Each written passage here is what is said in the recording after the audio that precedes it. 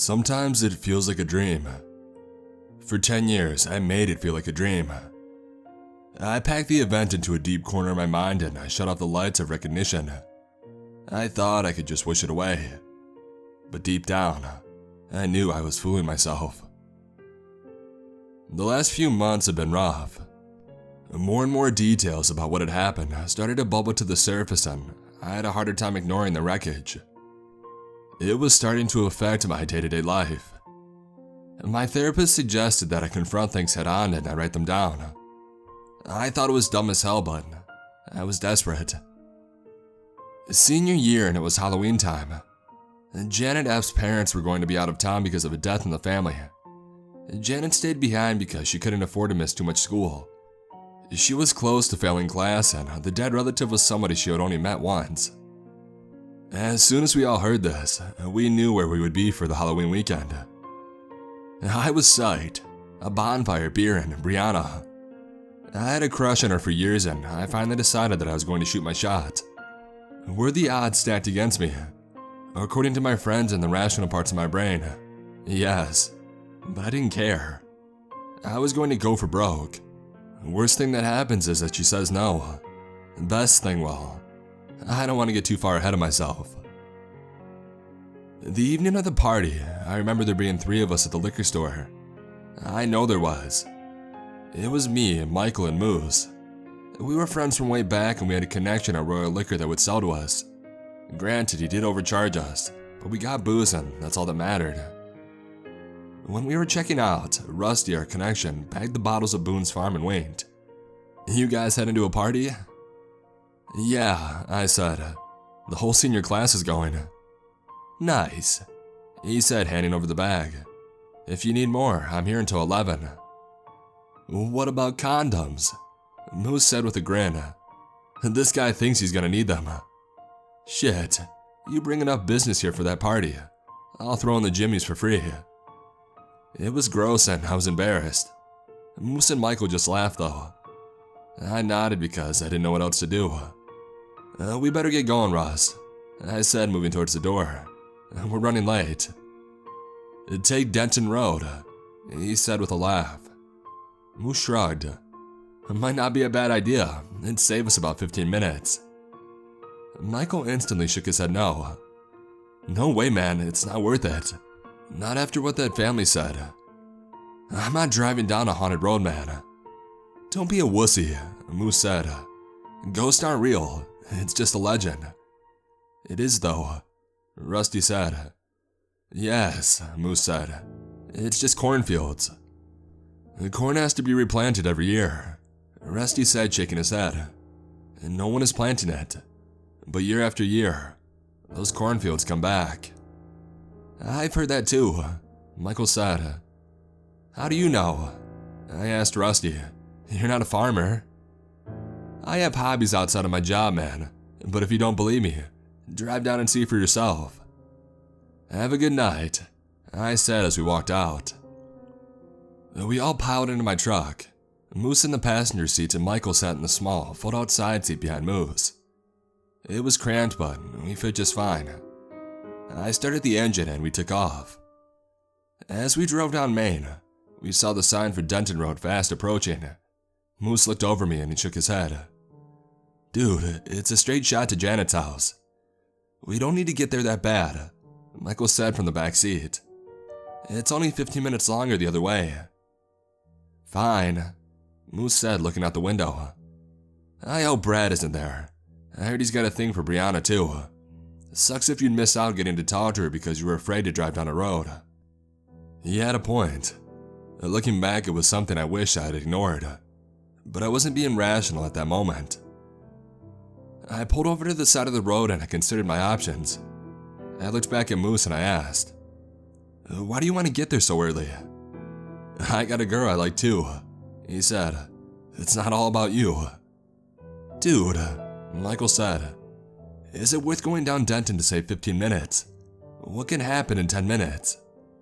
"A lot can happen in 15 minutes, Moose argued. "Rockets can get to space in 15 minutes. "That is true," I said. "You know the legends," Michael pleaded. The Denton family that owned that land swore revenge on the town and anybody who came on their property.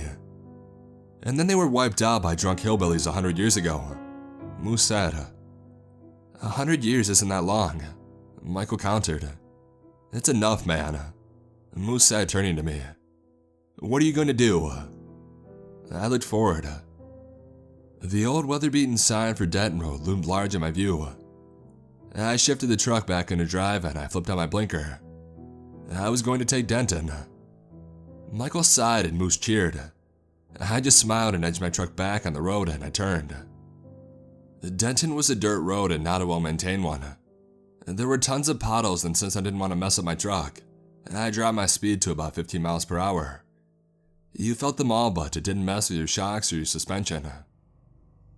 The sun had set, and since this was a backcountry road, there were no lights save for my headlights. As we inched along, Michael started staring out the back window. I normally would have let it go, but he was staring at the left side of the road.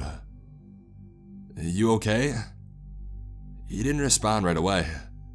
I was about to ask him again when he muttered, I think I saw something.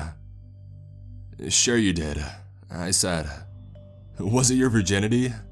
Moose said with a chuckle, because we all see that. But Michael didn't laugh.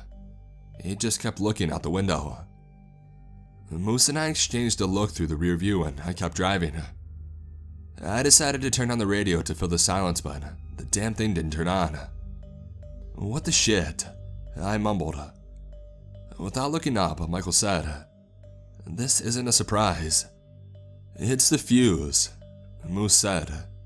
Remember, it was giving you issues last week. Because you tried to fix it. Hey man, you wanted me to try to install a system. You said you could. Dude, Irma is getting us to the party, I said, tapping on the steering wheel. Don't bash her. Just then, all the lights in my cab went out. The engine sputtered and came to a halt. We rolled to a stop in the middle of Denton Road with absolutely no lights. It was dark and we were all alone. Fuck Irma, Moose said, and I couldn't disagree. This isn't good, Michael said. What if they come for us? Who? The family that was following us. It gave me pause, but my rational brain went out. I hadn't noticed anyone in the mirrors. There wasn't anybody back there. They were in the corn. Don't be a dick, dude, Moose said. I'd be careful out there, Michael added, not looking away from the window. Moose elbowed me. You want to take a look at the engine? I nodded and Moose and I climbed out of the car. I leaned my head in. Keep an eye out, just in case. I popped the hood and Moose and I stared at the engine. I don't know shit about cars, Moose offered. My broken radio tells me that much. Dude, he whispered. What's up with Michael? I don't know, I said. He seems off. You really think he's seeing anything? I don't think so, but who knows? He's been acting weird since we left the store. I mean, what do we do here? He's flipping out. The car won't start and we're stuck on frickin' Denton Road, I said, looking around. I'm not saying some ghouls are going to come get us, but I'm less than comfortable with hanging out to see if I'm wrong. Moose nodded, but before I could respond, we both heard Michael call out. It's there, in the corn. I looked at Moose and he looked back at me. He shook his head. Maybe he's already broken into the booze. He whispered. What are you talking about? I yelled out. What's in the corn? The family. Not gonna lie, that chilled me. I wasn't thinking ghosts but killers. Some Charlie Manson bullshit. My brain snapped into survival mode and I thought about what we had to fight back with. A tire iron, a broken bottle. Moose had said before that he knew how to make a makeshift Molotov cocktail, although I did have my doubts after the radio debacle. Let's go try the car again, I said to Moose. I slammed the hood, louder than normal, hoping that it would scare off anybody near us. We both climbed back into the car. Michael didn't move. He just kept staring out of the window. It was like he was avoiding us. I looked at Moose and then back at Michael. "Hey man," I said. "Are you okay?" He didn't respond right away. He just kept staring out the back window.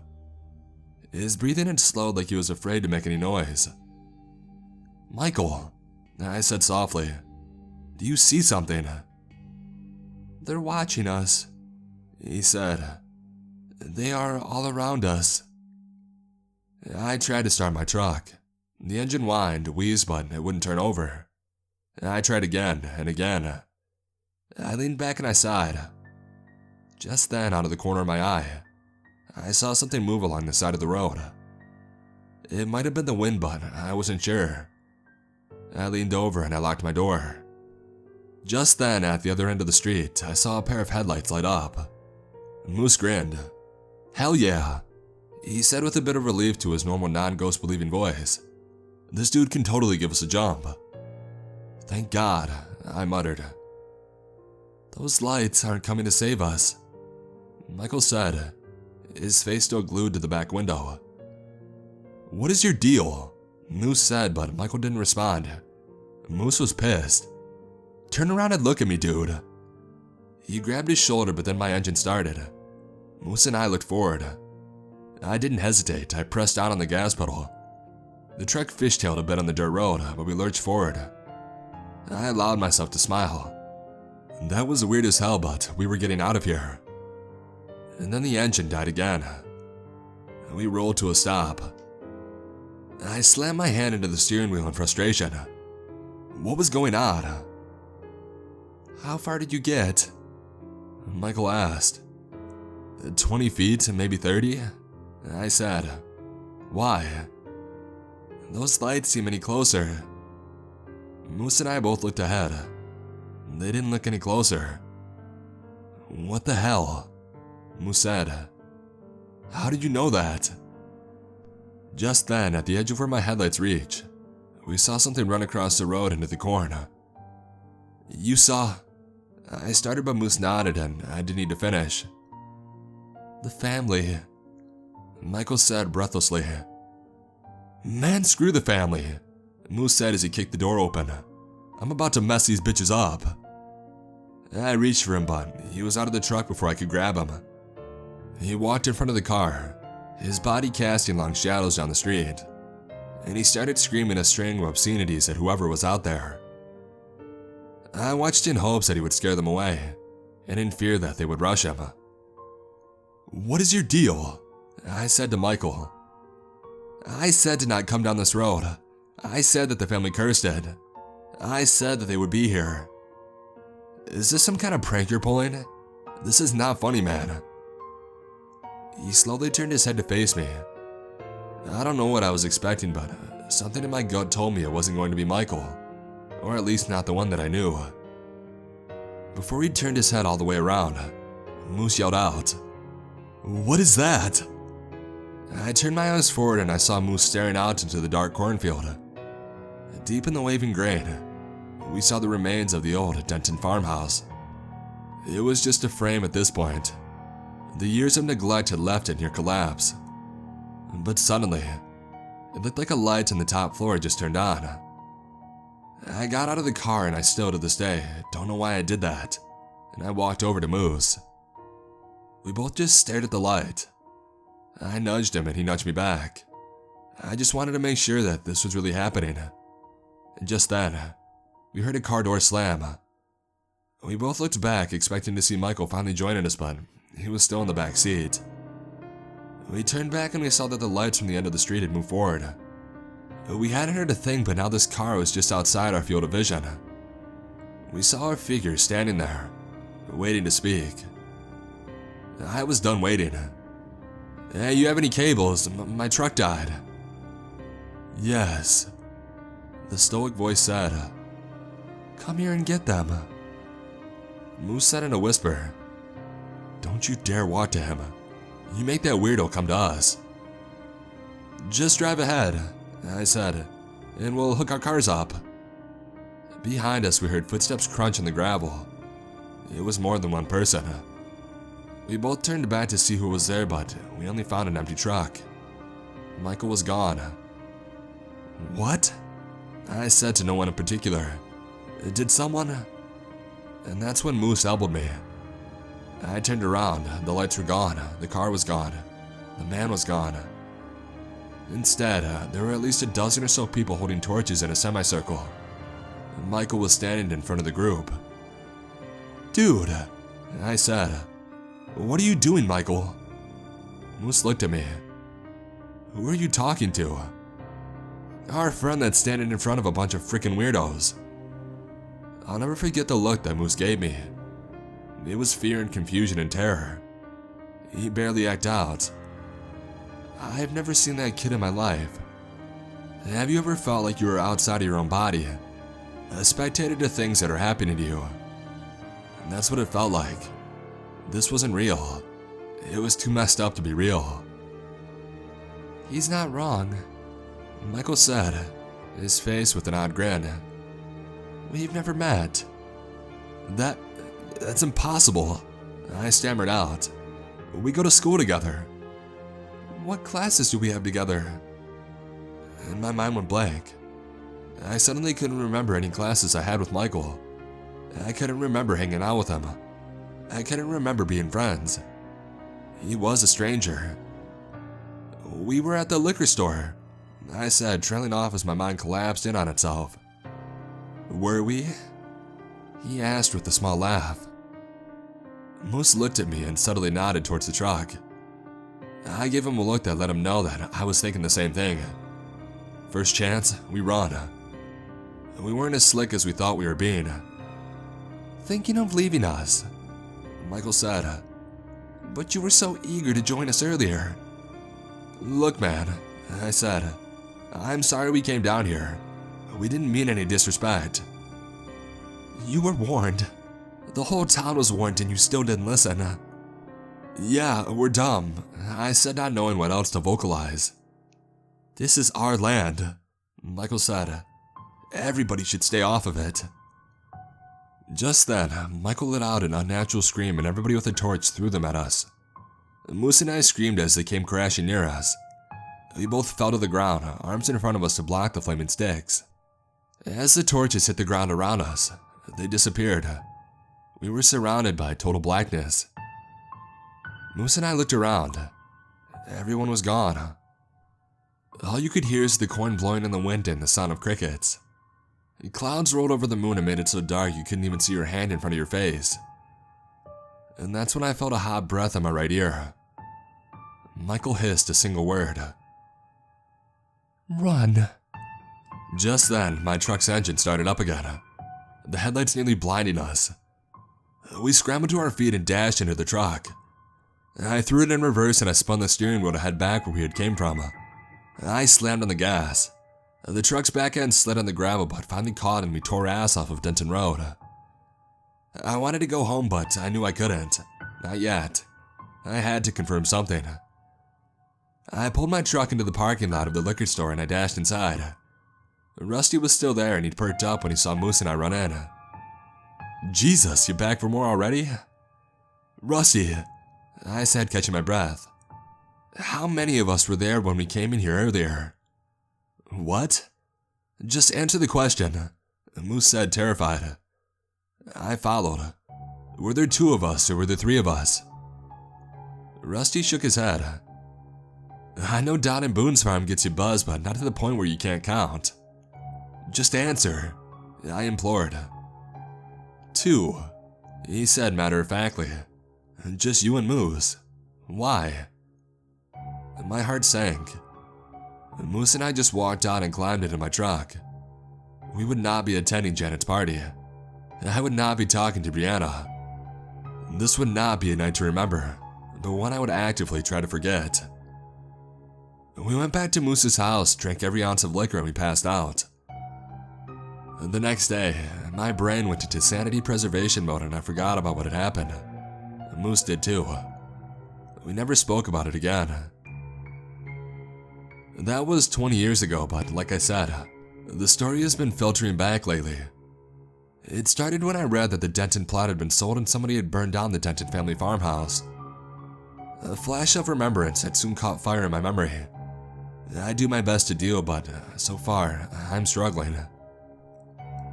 I often wonder why we weren't killed that night. If legends were to be believed, anybody who tangled with the Denton family ghost never lived to tell the story. But then it clicked. Death would be too light of a sentence for trespassers. It wasn't enough to appease the family. They wanted me to carry this fear for life. I lost touch with Moose after high school and I've been trying to find him online. He seems to have disappeared. Whoever he is, I hope he's happy and not dealing with this. If you're out there, man, reach out. We have some things to discuss.